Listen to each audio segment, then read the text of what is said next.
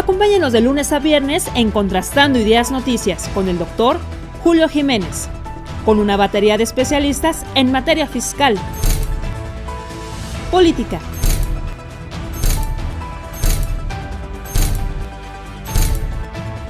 economía, finanzas, justicia, deportes y espectáculos.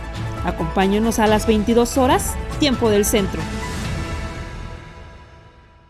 Amigos, ¿qué tal? Muy buenos días. Gracias por acompañarnos en este viernes emblemático, este viernes decisivo, donde, bueno, después de una semana caótica, una semana de traiciones, una semana de decepciones y una semana de negociaciones, tal parece que el rumbo de la República Mexicana, el rumbo del Estado de Derecho, el rumbo del Poder Judicial, la última línea de defensa constitucional, están prácticamente desaparecidas las posibilidades de que pueda ser una realidad que se mantengan en las condiciones que hemos conocido los últimos 80 años. La verdad es que Morena, con todo el ejercicio del poder, actuando como una pandilla de delincuentes, actuando como una bola de extorsionadores, como una gavilla de ejecutores para amenazar, para negociar, para someter, para comprar conciencias, para conseguir los votos necesarios en el Senado de la República, se hizo notar. Quiero agradecer la presencia de nuestros analistas que me hacen favor de acompañarme todos los viernes. Agradezco la presencia del arquitecto Adrián Alanís Quiñones, ex senador de la República, ex secretario general de gobierno del estado de Durango, sin lugar a dudas, un líder profesional, un hombre reconocido y respetado en el estado de Durango, con amplia experiencia y con una trayectoria a prueba de bala. Arquitecto, bienvenido, buenos días. Muchas gracias, Julio. Muchas gracias, señor juez. Muchas gracias por esta invitación y saludo también a todo tu auditorio, Julio. Muchas gracias, arquitecto. También nos honra con su presencia el señor juez primero de distrito con residencia en Tabasco, sí, un juez federal, un representante, un digno representante del Poder Judicial que nos honra con su participación, su presencia y con su amistad. El doctor Mariano Suárez Reyes. Mariano, ¿cómo estás? Muy buenos días, bienvenido. Buenos días, Julio, arquitecto, buenos días, saludo al auditorio Gracias. y gracias por la invitación. Aquí estamos a la orden. Bienvenido, señor juez. Bueno, pues quiero iniciar esta mesa con lo que pasó el domingo pasado. Bueno, pues una negociación que se esperaba fuerte, una discusión que ya se esperaba, pues muy álgida en comisiones, pero había esperanza. Quiero iniciar con el arquitecto Adrián Alanís. ¿Qué opinión le merece esta dinámica legislativa, esta dinámica, pues, del Estado de Derecho y estas acciones por parte de Morena como gobierno? Bueno, en primer lugar, Julio, como te lo he reiterado, es una falta de toda dignidad que una legislatura saliente le deje hecha la tarea en determinado momento a una legislatura entrante. Nunca en la historia legislativa de este país, desde que se crea y somos país, somos república, había sucedido una cosa por el estilo. Y menos que a través de berrinches, de venganzas y caprichos personales del titular del Poder Ejecutivo, prácticamente sin recato alguna, los señores legisladores del partido oficial, que yo les digo jorobados porque lamentablemente no levantan la frente, no levantan la cara, simple y sencillamente nomás levantan el dedo. Y aparte quiero decirte lo siguiente, que todavía con estas traiciones, que bueno, realmente es algo que tiene la condición humana, que no debemos de aplaudir, que al contrario, ojalá y pudiésemos acabarla y que realmente los principios y valores que tiene el ser humano permita que en el futuro cada vez haya menos traiciones. Sin embargo, sabemos que todo esto es ancestral desde de miles y miles y miles de años atrás. Y lo hemos visto en la historia, lo hemos visto en los grandes imperios, lo hemos visto en las grandes revoluciones, lo hemos visto en los cambios sociales en muchas partes del mundo. Y bueno, es lamentable el hecho, y lo vimos a la hora que este señor senador Yunes, que le preguntan en ese momento que si está su voto a favor, agacha la cabeza y en ese momento lo dice muy despacito y la misma secretaria del Senado le dice, no escuchamos su voto, hable más fuerte. eso no es más que traer la cola entre las patas, no es más que en ese momento una vergüenza que todo Veracruz y todo México, después de haberles otorgado a estas gentes la confianza, familia que yo conocí, sobre todo Miguel Ángel, cómo se arrastraba, cómo llegaba, cómo se le metía a Patricio Chirino para que lo hiciera secretario general de gobierno, cómo en ese momento el otro, mientras andaba alcoholizado, trataba de hacerse de dinero, de poder, de tantas cosas, cómo posteriormente traiciona al PRI, se mete con el Bester Gordillo para que le dé el ISSSTE, cómo se roba más de 2,000 millones de pesos del ISSSTE, que eso es lo que trae ahí, aparte de todo lo del Veracruz. Y bueno, mete a la familia, traen todos un problema gravísimo y quedan, que no entiendo yo a esa gente si no pueden dormir tranquilos, si no tienen la conciencia tranquila, si no tienen paz en su interior y en su alma, ¿para qué quieren tanto dinero si la gente los repudia? Realmente eso no es la política. La política es el arte de consensar, es el arte de poder conjuntar aquellas acciones y aquellas ideologías y aquellos puntos que muchas veces son opiniones que contrastan, son opiniones que tienen cada uno sus puntos de vista y que el buen político trata y busca siempre de tener con dignidad y con honorabilidad los consensos necesarios para ayudar al prójimo, para ayudar a la sociedad, para que cada vez una sociedad sea más positiva.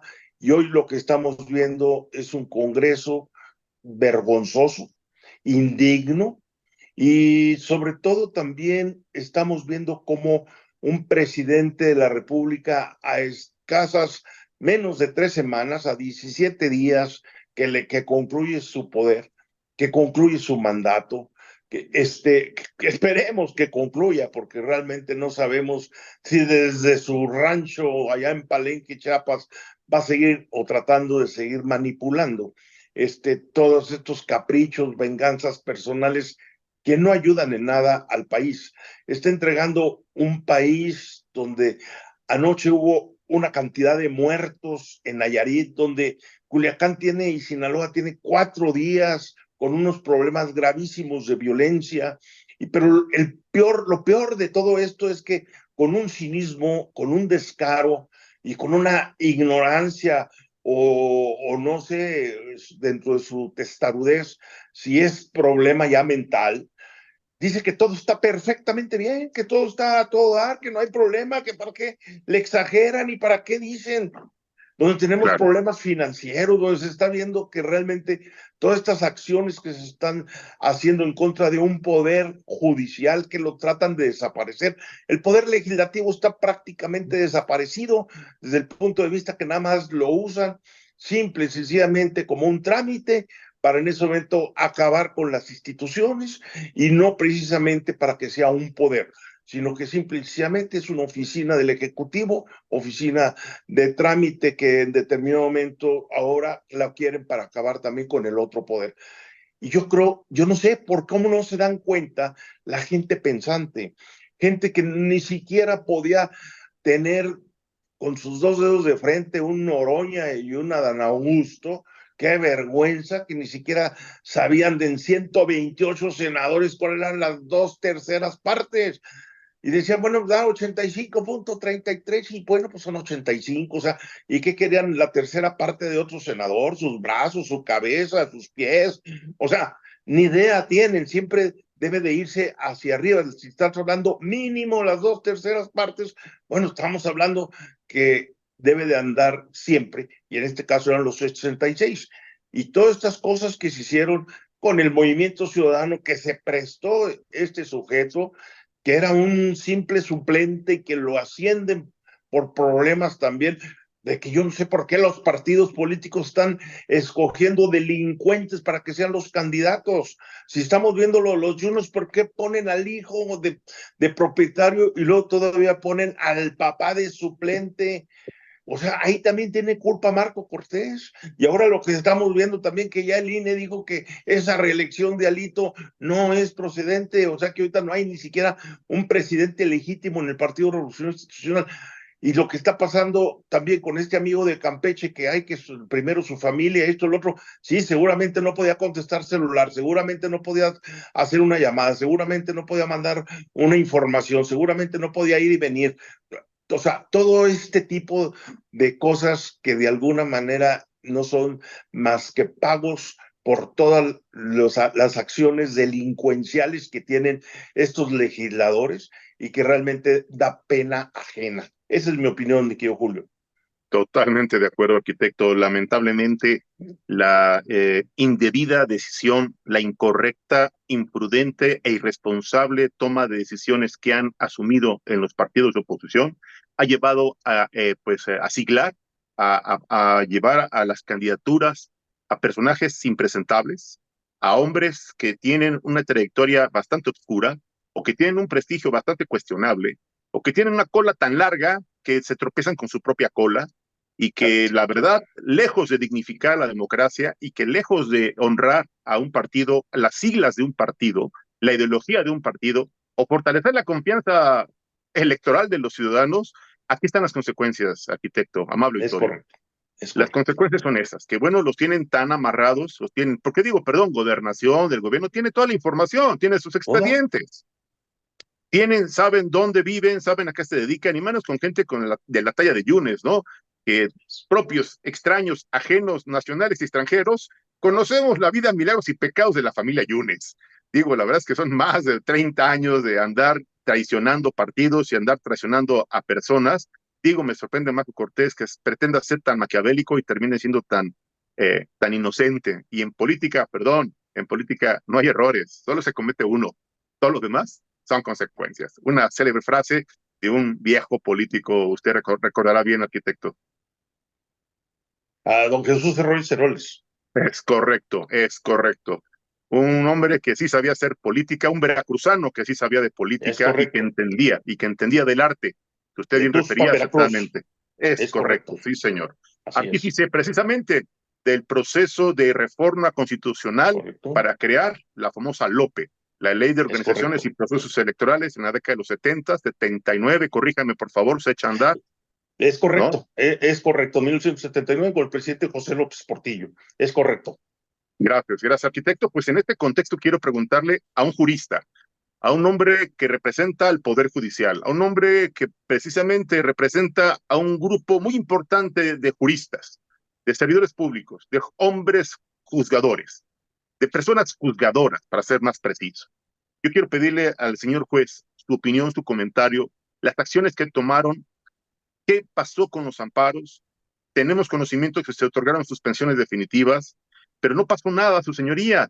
Hay un desacato directo al Poder Judicial. Hay una indiferencia total a las órdenes de jueces federales. Esto es la comisión de un delito, su señoría. ¿Qué acciones va a tomar la Corte? ¿Qué acciones va a emprender el Poder Judicial? Porque cualquier otro servidor público que desobedece, que desacata, que se niega a cumplir una orden de un juez, pues tiene consecuencias, precisamente como servidor público, incluso hasta el Claro. desafuero y, ¿por qué no?, darle vista a las autoridades competentes para que inicien una carpeta de investigación. No sé qué opine su señoría. Gracias, Julio. Pues efectivamente hay suspensiones contra el proceso legislativo dictadas por algunos compañeros jueces y literalmente se las pasaron por el arco del triunfo, no las cumplieron.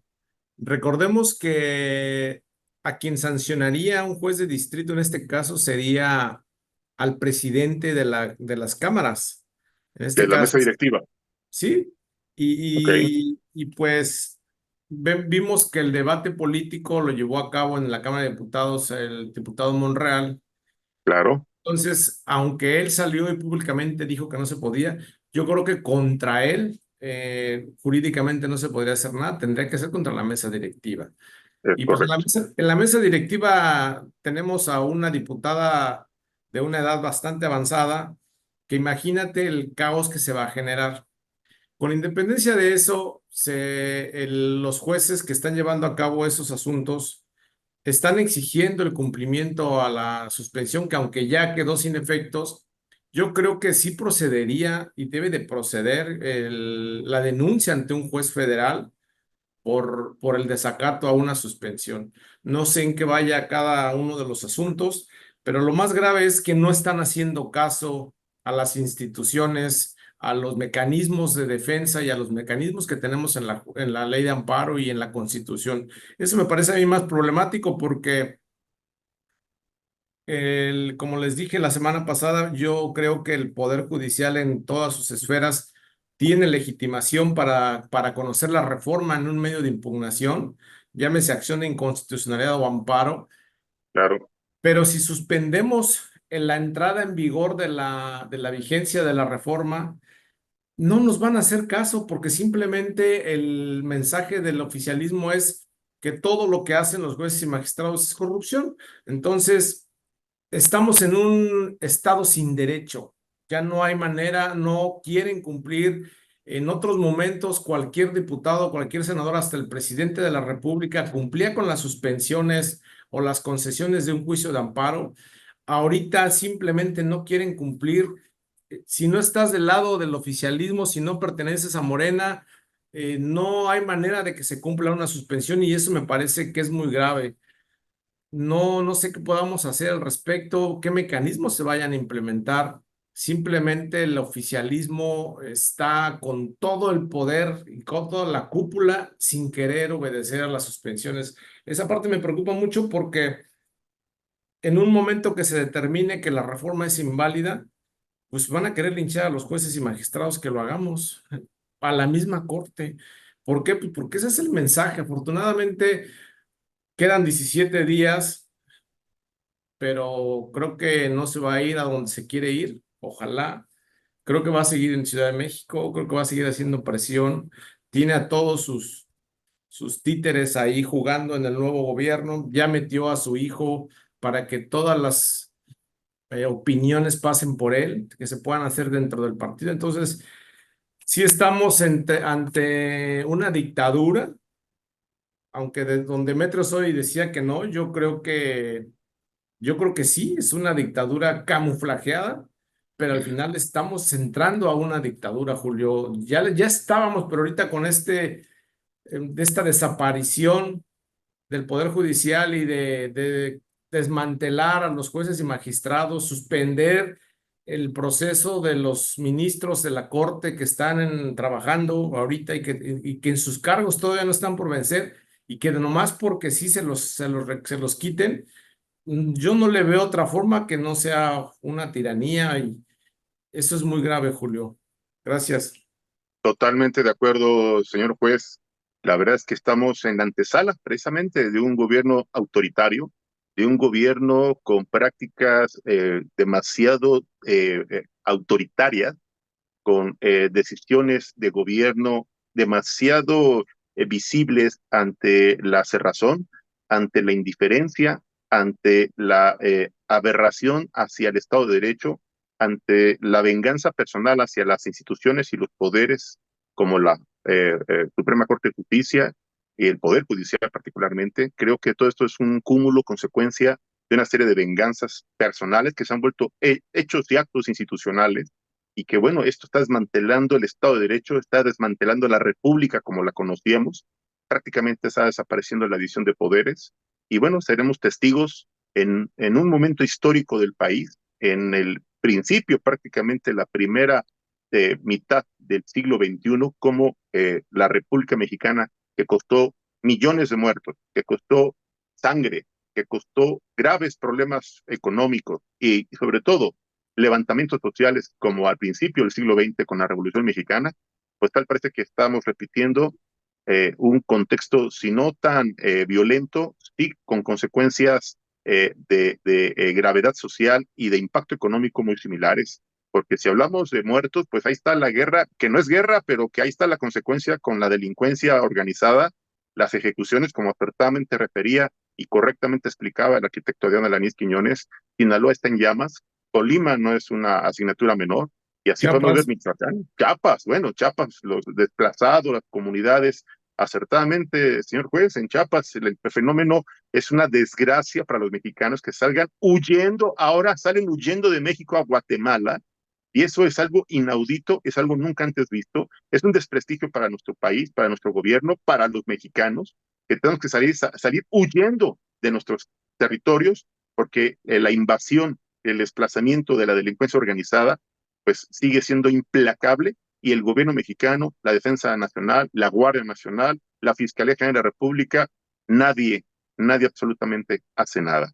Y eso es una omisión, es como servidores públicos, es una comisión de diversos delitos, es un concurso de delitos, señor juez. Claro. Entonces, para los abogados, para el gremio de los abogados postulantes, para los miembros del Poder Judicial, para los académicos, para las diversas trincheras donde los abogados hacemos un trabajo en favor de la justicia, en favor del Estado de Derecho, nos sentimos en total estado de indefensión y nos sentimos muy vulnerables ante un contexto de absoluta incertidumbre que va a detonar sus consecuencias en el contexto económico y social.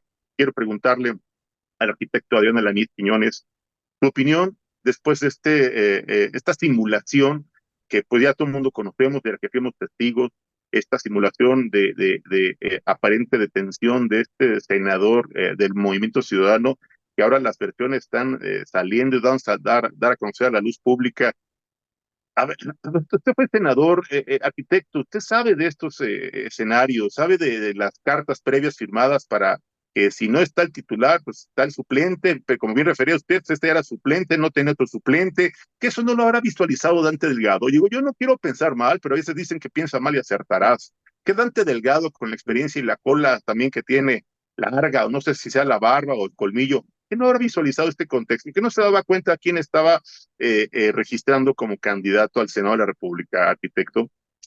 Mira, ese es ahorita uno de los problemas internos que tiene el partido Movimiento Ciudadano, porque si expulsa a este individuo, a este sujeto, que es hijo de un delincuente que no quiso decir, aunque cuando le preguntaban los reporteros, los periodistas, bueno, ¿qué tema? Es un tema de mi papá, por eso, pero ¿qué? O sea, ¿qué ¿Qué tenía que hacer delito? en el juzgado? ¿Qué delito? Nunca quiso decir. Entonces, bueno, desde ahí, ¿cómo es posible que los partidos políticos, después de que se trabajó tanto para defender al INE, para defender el Poder Judicial, que se trabajó mucho con la Marea Rosa, que se trabajó mucho conjuntando, como hacía muchos años no se hacía, se hizo en la época en que López Obrador precisamente fue regente de la Ciudad de México, y desde entonces no se juntaba la ciudadanía en unas cantidades tan grandes como se pudieron conjuntar a favor de Xóchitl Gálvez, y que realmente no hizo sus trabajos en los partidos políticos. Los partidos políticos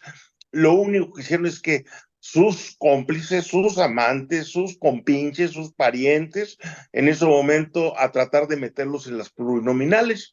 Y ahí estamos viendo al Marquito con los Yunes y con otras gentes más, ahí estamos viendo a Dante, ahí estamos viendo a Lito, y estamos viendo los resultados que se tuvieron después de que a ellos no les importaba la presidencia de la República, no les importaba en ese momento que realmente ganáramos, sino que lo que querían era ellos tener su cuota de poder, tener a sus amigos, a sus cuates, a sus socios, dentro de lo que es el fuero, dentro de lo que son los poderes, el poder legislativo. Entonces, esta persona que lamentablemente ahora es senador por el estado de Campeche, pues era suplente de otro delincuente, y el otro delincuente, pues el mismo Instituto Nacional Electoral del Tribunal Electoral le negaron que en ese momento, aunque haya ganado, no tenía el por qué llegar al Poder Legislativo cuando estaba pasando por una situación de varios delitos que en ese momento los tenían comprobados, por lo tanto se llamó al suplente para que pudiese tomar protesta y hacerse cargo de la senaduría. Y en ese momento, pues ya habían pasado las elecciones y ya no se podía de alguna manera tener suplente del suplente. Y ahora, ¿qué es lo que les preocupa? Pues bueno, les preocupa que si lo expulsan a este individuo, este traidor, este sujeto, pues se quedan sin fracción parlamentaria en el Senado, porque nomás son 5, entonces no pueden quedar Movimiento Ciudadano en 4, porque entonces ni siquiera Dante llegó porque en ese momento hubo la equidad de género y se lo ganó Amalia García. Entonces, por lo tanto, tienen un dilema precisamente por eso, Julio, porque no cuidan las formas, no cuidan los currículums, no cuidan que la gente sepa leer y escribir y que no tenga faltas de ortografía y que tenga capacidad intelectual para leer, para analizar, para discutir, para debatir, para conocer de diferentes temas, que esté cercano a asesores que realmente les puedan ayudar cuando un tema no es de sus conocedores. Entonces, y estamos viendo cómo llega que el papá y el hijo le presta la suplencia al papá para que en ese momento entre como propietario. Bueno, todo esto parece un circo, no parece realmente una situación seria de un poder legislativo. Y ahí los culpables, y hay que decirlo correctamente, son los presidentes de los partidos políticos. Esos presidentes de los partidos políticos han echado a perder. Lo vemos también con el PRD, sus únicos 2 senadores que ganaron, una de Michoacán y otro de Tabasco, inmediatamente son los primeros que los traicionan, los primeritos en ese momento. Entonces, ¿cómo se les ocurrió ponerlos? ¿Quién los puso? ¿Por qué? ¿Cuál fue su currículum? ¿Cuál fue en determinado momento las virtudes que en ese momento se escogieron por parte de los presidentes de los partidos políticos para elegirlos a ellos y que ahora estamos viendo lo que estamos viviendo, que realmente este septiembre es un septiembre negro históricamente para México? qué ironía, arquitecto, como acertadamente refiere, qué ironía que en este mes de septiembre, que es la celebración precisamente, donde los mexicanos pues gritamos viva México, gritamos precisamente y alzamos la voz para recordar el inicio de la independencia de México, y la verdad es que es una vergüenza que ahora escuchemos cómo cuando el próximo 15 de septiembre Andrés Manuel López Obrador pretenda pues iniciar esta ceremonia protocolaria, este grito de independencia, sea para pues consolidar su cuarta destrucción del país, sea para consolidar las reformas constitucionales que han acabado con las instituciones, que han acabado con la división de poderes, que han sometido a la división de poderes a su conveniencia, que han acabado con los equilibrios de los organismos constitucionales y que así van a acabar con la economía nacional, porque por lo que veo, Claudio Sheinbaum va a continuar con esta línea. Había esperanza de que fuera un poco más inteligente, independiente, pero como acertadamente refiere usted, ya le pusieron por todas partes cuña, ya le pusieron contrapesos a Claudia Sheinbaum, desde el partido, desde la estructura, desde el gabinete, desde los organismos, tiene dignos representantes, leales seguidores de Andrés Manuel López Obrador, que serán la voz, la conciencia, la oreja de Andrés Manuel para que Claudia no se mueva ni un centímetro de las instrucciones, de las órdenes, de los caprichos, las ocurrencias o los negocios inconfesables de Andrés Manuel López Obrador. Tengo una inquietud, arquitecto, usted es un hombre muy conocedor y también le voy a preguntar al señor juez. Quiero iniciar con usted, arquitecto. En algunos medios de comunicación se ha dado a conocer que Miguel Ángel Yunes y su familia, el gobierno norteamericano les canceló las visas.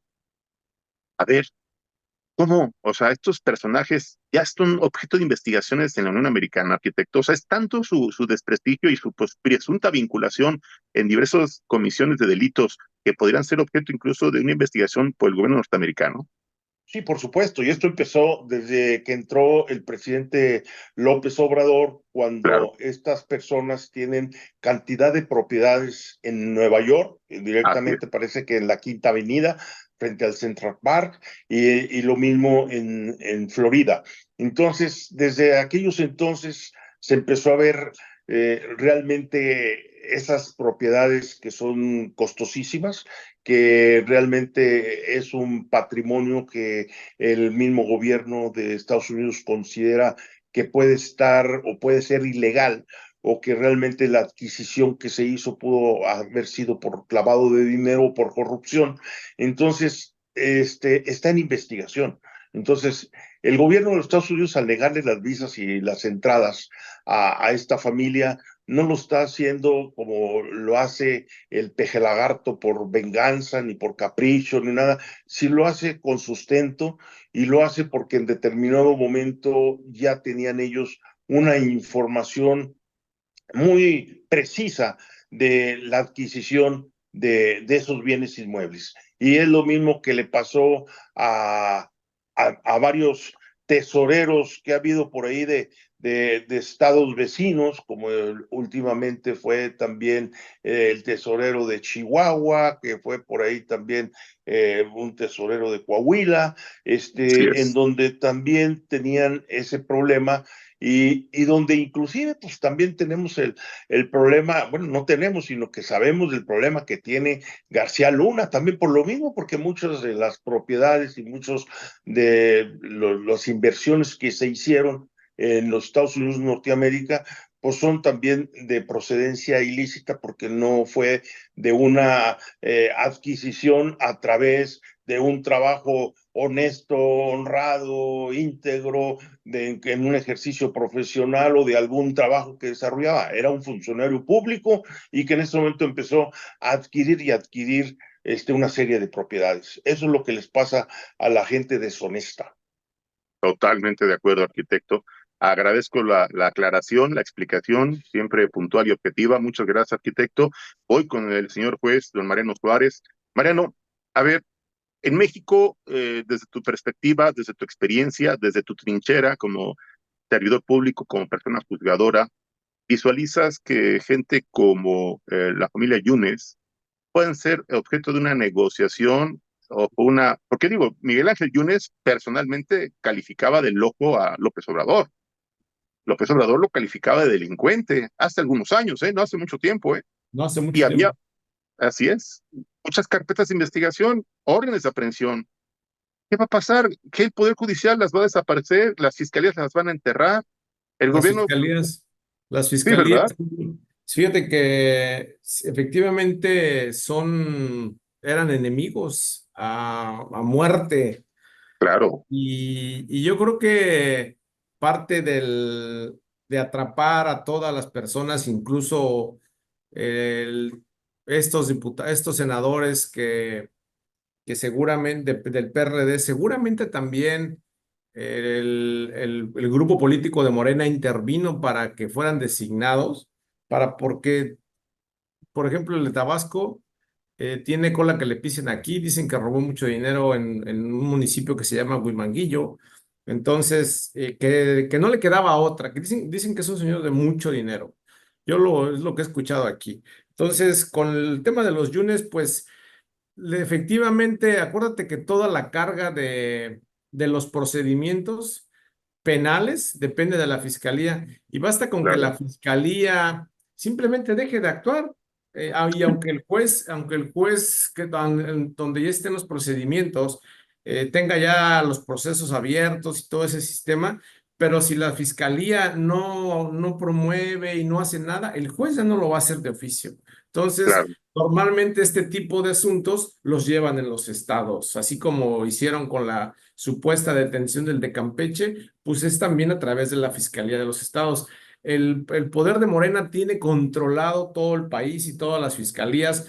Vemos cómo salvaron al hoy diputado, senador, no sé qué sea, Corral, de la Ciudad de México, cómo detuvieron ex al fiscal de fiscal, Morelos, al fiscal de Morelos, con todo el aparato que tienen. Cualquiera de nosotros somos sujetos de que te finquen, te planten, te pongan, simplemente una transferencia de 1,000 pesos puede ser observable y con eso, con todo el aparato del poder, ahí te viene la UIF, ahí te viene todo. Entonces, ¿qué va a pasar con esas carpetas para regresar y no perdernos? Pues yo creo que si es un tema político no les va a pasar nada a los Yunes.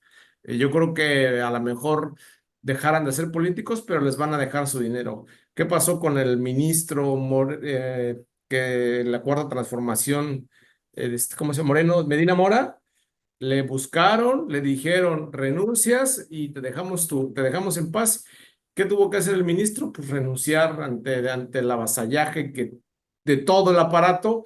Usted dijo, claro, pues mejor me voy. Y sin una razón justificada, sigue en la Constitución esa cuestión de que solamente se renunciará por un cargo causa, justificado y no sí, la hay. Medina Mora no tuvo razón justificada. Saldívar tampoco tuvo razón justificada, hacen lo que quieren con la Constitución, este grupo político, y esa parte es la gravosa, tienen todo el control del poder.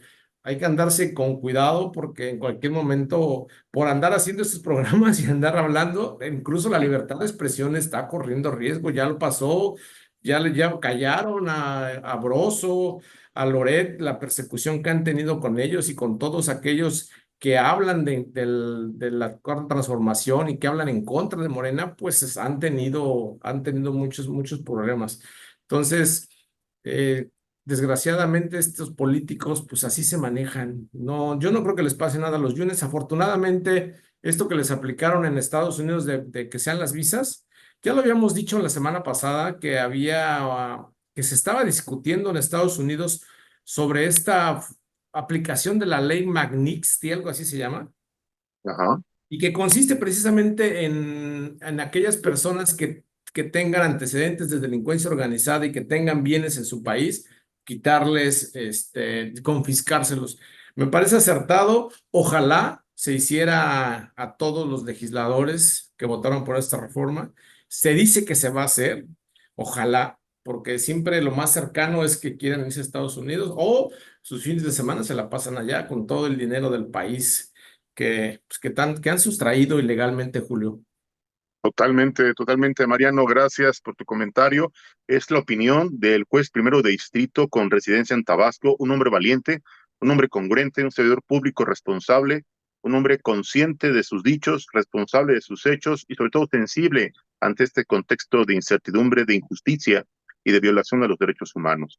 Porque eso es lo que estamos hoy viviendo, una constante violación al Estado de Derecho y una vulneración directa a los derechos humanos de los trabajadores del Poder Judicial, porque con esto prácticamente, su señoría, estaríamos perdiendo la posibilidad de mantener y conservar pues las prerrogativas, los derechos, las prestaciones, los fideicomisos de los trabajadores del Poder Judicial.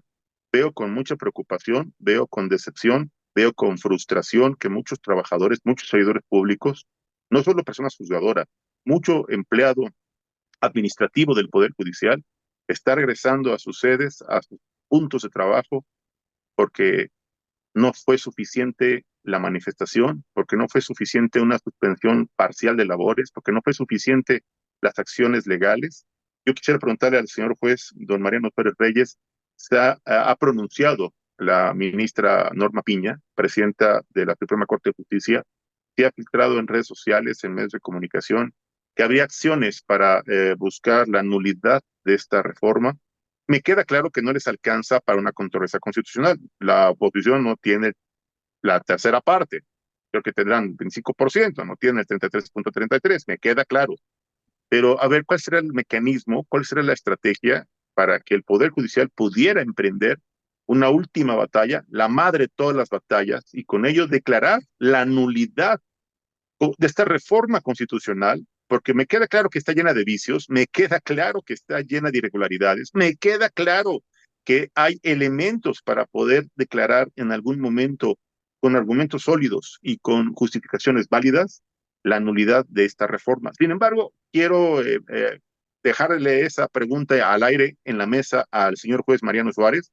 Hoy de inmediato con el arquitecto Adrián Alanís, a quien le quiero preguntar, desde su perspectiva, desde su experiencia, arquitecto, ¿qué opinión le merece pues las decisiones que de manera fast track, incluso en la madrugada, los congresos locales tuvieron para aprobar más de 17 estados, más de 17 congresos que constitucionalmente se requería para que esta reforma inconstitucional pudiera ser una realidad y que ya prácticamente este viernes a las 2 de la tarde se haga la declaratoria en el Senado de la República? ¿Qué opinión le merece, arquitecto? ¿Control total o sumisión absoluta? Mira, primero quiero decirte que es una vergüenza. Nunca en la historia de este país en materia legislativa había sucedido algo que en fast track, una reforma constitucional, todo por un capricho, porque en ese momento el titular del Ejecutivo quiere darse regalo el día 15 de septiembre, antes del grito, que en ese momento él ha acabado precisamente con el Poder Judicial a través de estas reformas y de que él mismo, presumiendo su famoso Plan C, cuando el Poder Ejecutivo le puso en orden muchas acciones en materia inconstitucional. Es una vergüenza que como, y lamentablemente lo tengo que decir, todos esos congresos locales anduvieran de nalga pronta y rápidamente tuvieron que convocar a sus legisladores locales para que en ese momento hicieran lo propio de sin discutir, sin debatir, dictaminar y poner rápidamente a través de ciertos posicionamientos y luego votar en el pleno. Fue hasta vergonzoso y hasta la fecha aquí también en Durango se discute porque el Congreso de Durango tiene 25 legisladores, se compone por 25, 12 son de la alianza Morena, PT, Verde Ecologista, y 12 son del PAN-PRI, y uno es del Movimiento Ciudadano. Por lo tanto, en ese momento, PAN-PRI y Movimiento Ciudadano hubieran tenido 13 votos para que en determinado momento no se aprobara. Y no, inmediatamente se dio la instrucción por parte del Ejecutivo local para que en ese momento los del PRI votaran precisamente a favor de esta reforma e inmediatamente lo hicieron. Entonces fueron, en lugar de tener 12 votos, Morena tuvo 12 con los del PRI 19 contra los 5 del PAN y 1 de Movimiento Ciudadano, que son los 6 para lograr los 25. No falló ninguno, no, nadie se escondió, nadie tuvo que ir a algún juzgado para decir que su papá tenía un tema, ni simple y sencillamente de nalga pronta, como vuelvo a repetir, los del PRI fueron a aplaudirle a los de Morena para que en ese momento se votara, y con la justificación de que a Durango le va a ir muy bien porque en ese momento aprobó cuando no era necesario. Ya teníamos inclusive en el caso de Querétaro el valor que se negó inclusive en ese momento a votar, y en ese momento los mismos medios de comunicación les han preguntado a todos los diputados, bueno, ¿y cuál fue lo que negociaron? ¿Qué fue lo que les va a ir a Durango? Porque Durango nada más tiene 2 obras que son las que se han estado haciendo. El módulo de lo que es la planta potabilizadora por el gobierno federal aquí en Durango es la única obra que se tiene, y en el caso de la laguna también lo que es el programa de agua saludable. Ninguna de las 2 que quedaron, que este año iban a quedar concluidas, ninguna están terminadas, ninguna están funcionando. Es lo único. Entonces no sabemos, y es lo que todo Durango se pregunta, bueno, ¿cuál fue la negociación? ¿En qué se está beneficiando Durango?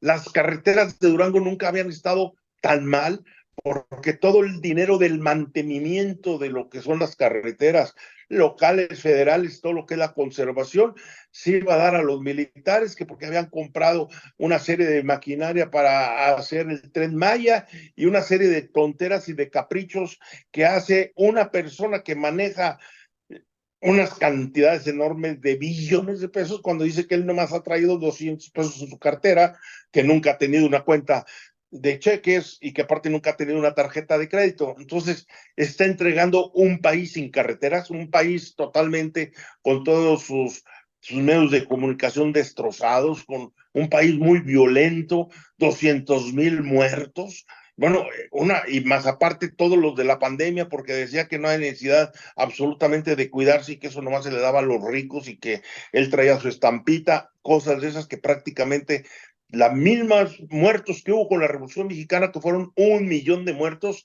entre la pandemia y los asesinatos que ha habido con la delincuencia organizada y con el narcotráfico y con todo este problema tan grave que tiene el país, que no ha podido resolver porque prefirió los abrazos a los balazos. Estamos hablando de 1,000,000, que eso equivale a exactamente el millón que tuvo de bajas una revolución tan importante como fue la Revolución Social de 1910. Ese es mi punto de vista.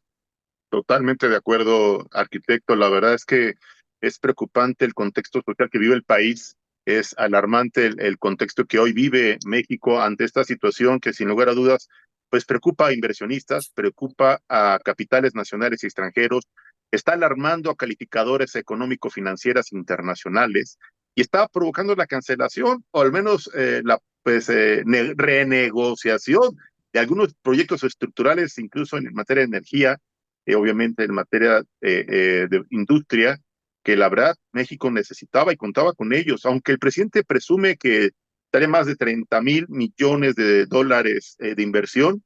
pues que estaría rompiendo récord en esta segunda mitad del 2024. Yo lo dudo mucho.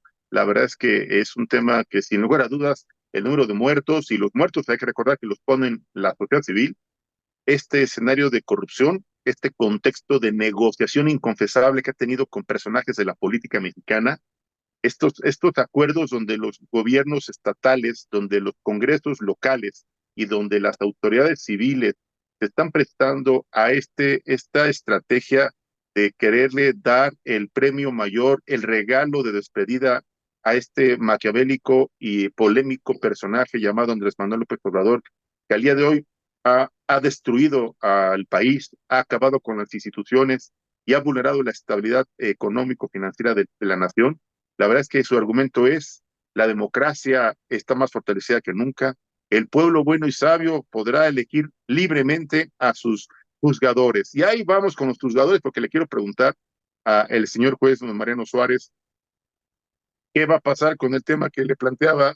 Señor juez, ¿hay elementos para que pueda la Suprema Corte de Justicia, el Poder Judicial, en las últimas horas que a lo mejor pudieran hacer valer algún mecanismo, algún recurso para declarar la nulidad, para echar abajo y declarar la inconstitucionalidad de esta reforma a todas luces injusta, inconstitucional, ilegal y además viciada por todas las irregularidades que hemos dado cuenta?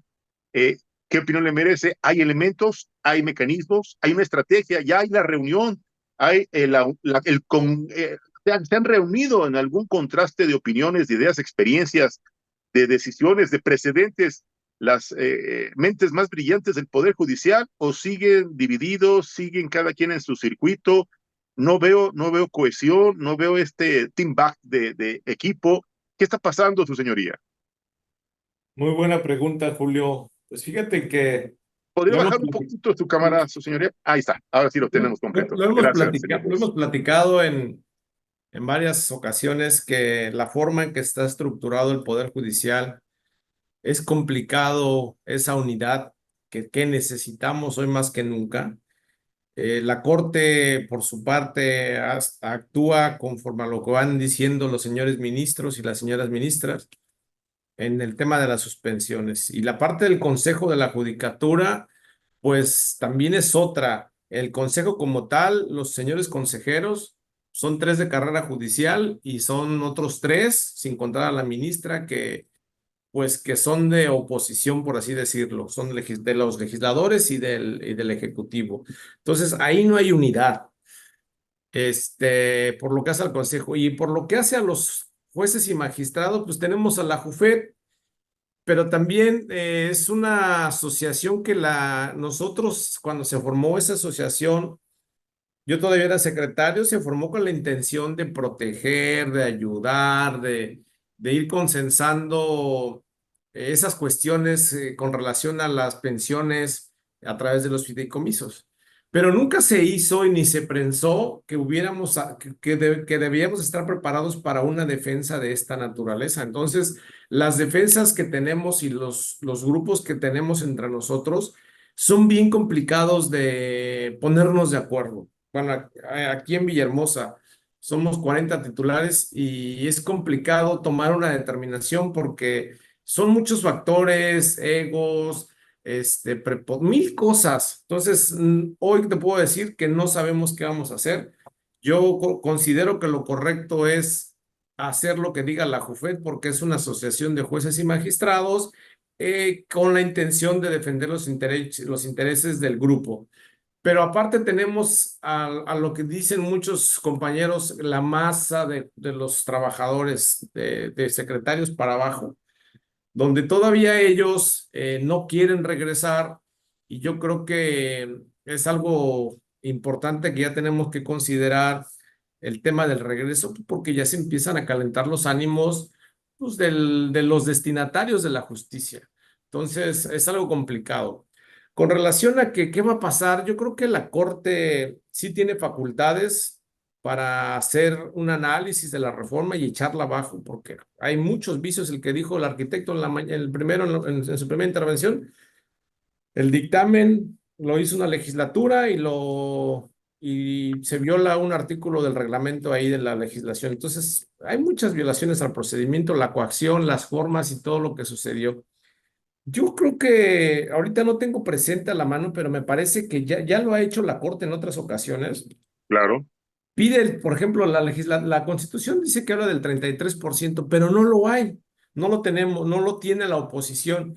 claro. Pero ha habido ocasiones en que se ha dado entrada a la acción de inconstitucionalidad, aunque vengan unos cuantos, haciéndose una interpretación que el no permitir que se promueva la acción de inconstitucionalidad porque se tengan el 31%, por ejemplo, sería letra muerta lo que dice la Constitución. Entonces, a través de esos mecanismos se ha podido, de esos temas de interpretación, en otras legislaturas, en otros temas de otras reformas estatales o nacionales, se ha llegado a la conclusión de que sí se puede analizar. Yo creo que incluso como poder constituido, el Poder Judicial de la Federación tiene la obligación de analizar este equilibrio entre los poderes, porque esta reforma no destruye la división de poderes. Entonces, la Corte sigue teniendo el papel de ser garante de la Constitución y del equilibrio entre poderes. Me atrevería a decir, sujeto a todas las críticas que ustedes quieran, que incluso en este supuesto hasta de oficio debería de actuar la Corte. No necesitamos petición de parte porque a la Corte se le encargó constitucionalmente desde 1917 el papel de cuidar el equilibrio de poderes y de vigilar que la división de poderes permanezca como una esencia de nuestra Constitución. Entonces, yo creo que sí sería oportuno que lo hiciera. Espero que lo hagan.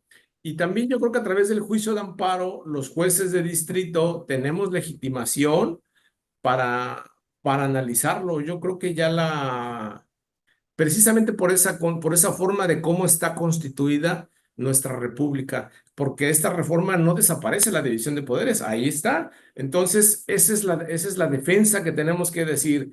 Yo soy juez constitucional, eh, la Constitución dice que nuestra república es democrática, representativa y que la división de poderes es la base a través de la cual el pueblo ejercerá su soberanía. Entonces, yo creo que con esas premisas, yo concluiría en que sí hay legitimación y sí se va a poder hacer algo. Ya lo hizo Colombia en una reforma menos agresiva que esta y concluyeron que se estaba debilitando la esencia de la Constitución, que es igual que la de nosotros. Si ya lo hizo Colombia, si ya lo hizo Malasia, si ya lo hizo la India, yo creo que lo vamos a poder lograr. La Corte Interamericana acaba de fallar en un asunto en el 2023, donde destituyeron a 5 o 7 magistrados y la Corte dijo que hubo violaciones a la independencia judicial. Imagínate, aquí vamos a hacer federales 1,600 y de todo el país como 5,000 o 6,000 jueces y magistrados. Procuradores. Entonces, yo creo que algo tiene que pasar, ya está pasando y esperemos de que no la publiquen y si la publiquen que cumplan. Afortunadamente, pues ya no va a estar este señor que tanto daño le ha hecho al país y yo creo que con el cambio de gobierno probablemente haya forma de que sí cumplan con esta suspensión que se va a otorgar seguramente por muchos jueces y magistrados porque hay organismos que están interesados, los abogados, el Banco de México ayer se pronunció de que sí es grave lo que está sucediendo. Entonces, son muchas voces que creo que deben de ser escuchadas Claro. y eso nos legitima a los jueces constitucionales para entrarle al fondo y es clarísimo, cualquiera de los 15 millones que estamos en contra de la reforma, sabemos que hay violaciones al procedimiento, sabemos que es regresiva y creo que la podemos echar para abajo. Hay que seguir informando a la sociedad las capacidades que tiene la Corte para que el día de mañana, porque está el oficialismo de que somos jueces corruptos y ese discurso no te lo quitas. Ayer salí a la calle aquí en Tabasco a repartir información y el discurso de todo el tabasqueño mayor de edad, de 60 para arriba, es no digan mentiras y todo las porras para el Ejecutivo. Entonces, hay que desmentir esas mentiras que en realidad sí son mentiras. No es verdad que ganemos tanto dinero. los sueldos de jueces y magistrados son 120 los jueces, 140 los magistrados, 205, 210 los ministros y los consejeros. Ya lo dijo la ministra Ríos Frajar, que fue nombrada por Andrés Manuel López Obrador. Entonces, Claro. no creo que se haya atrevido la señora ministra a dar información sin estar debidamente robustecida. Y a eso hay que seguirle jugando, Julio, para que podamos recuperar al país. Gracias. Gracias, gracias. Agradezco esta aclaración, esta explicación amplia y contundente del señor juez primero de distrito con residencia en Tabasco, un juez federal, un hombre valiente, un hombre consciente precisamente de esta situación que vive el país. Quiero pedirle al arquitecto Adrián Alanís Quiñones sus comentarios finales y la conclusión para esta mesa, arquitecto. ¿Cómo no, Julio? Yo quiero decirte que reiteradamente estas mentiras y este cinismo que constante y permanentemente están hablando y que dicen que desde el día 2 de junio dieron un mandato popular, 36 millones de personas a través del voto para desaparecer el Poder Judicial. Prácticamente eso es una vil mentira.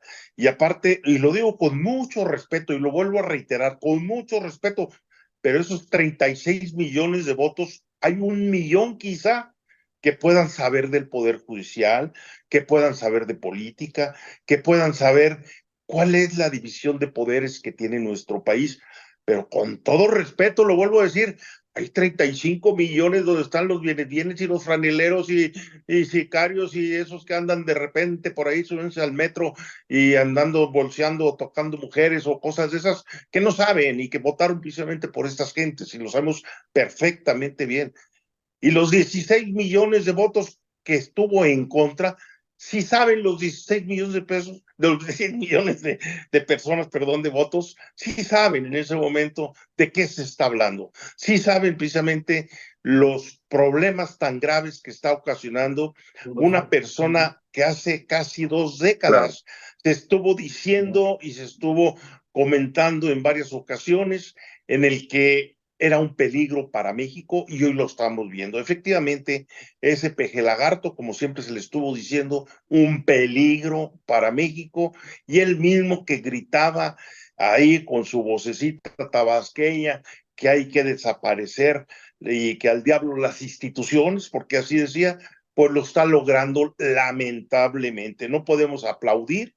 La gente que quiere a México, que quiere a su nación, que quiere a su patria, y más en este mes de septiembre, no puede aplaudirle a un sujeto que está destruyendo la nación, que está destruyendo el país, política, económica, social y financieramente. Ese es mi punto de vista. Totalmente de acuerdo, arquitecto, y las reacciones no se han hecho esperar.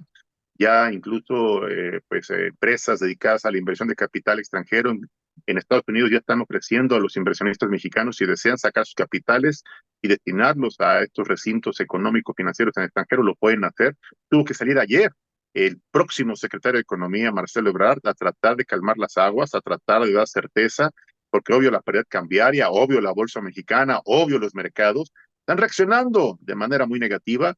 Y la verdad es que no sé por qué no quisiera pensar, no quiero sonar idealista ni ofensivo, pero nosotros tenemos que ser realistas y profundamente objetivos. Yo quisiera pensar que esto sea cíclico y que pudiera repetirse el crack del 29, esa grave crisis económica, que fue por otros factores, que fue por otras circunstancias, pero que pudiera ser un crack del 2024, esta terrible decisión de vulnerar al Poder Judicial, de violentar el Estado de Derecho y de acabar con esta Constitución. No sé qué opina, arquitecto.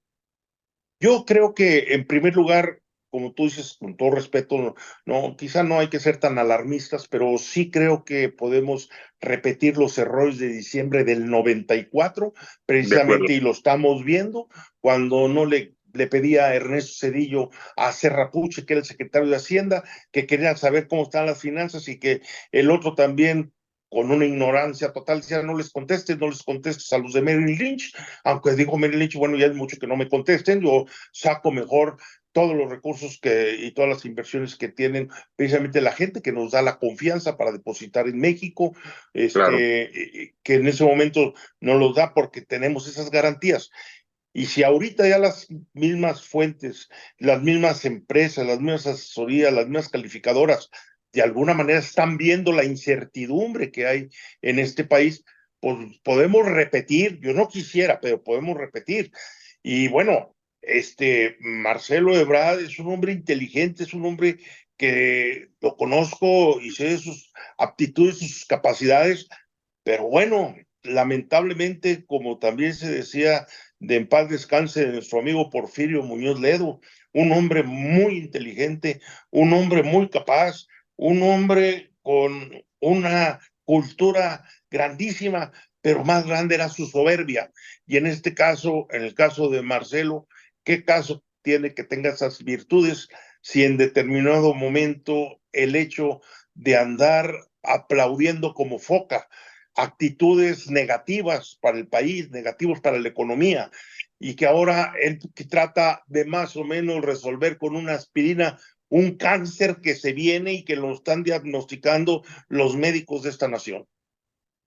Así de terrible, así de preocupante el contexto. Agradezco la aclaración y la conclusión final del arquitecto Adrián Aledín Quiñones en esta mesa de análisis. Agradezco los comentarios, las explicaciones claras y contundentes del señor juez primero de distrito de Mariano Suárez Reyes, y sobre todo agradecerle a nuestro auditorio su valiosa participación e invitarlos. Ya viene el maestro Nelson Vargas también, con quien platicaremos de un tema polémico, el nuevo nombramiento en la CONADE, qué va a pasar con Ana Gabriela Guevara. No le cambie, regresamos, seguimos contrastando ideas, regresamos.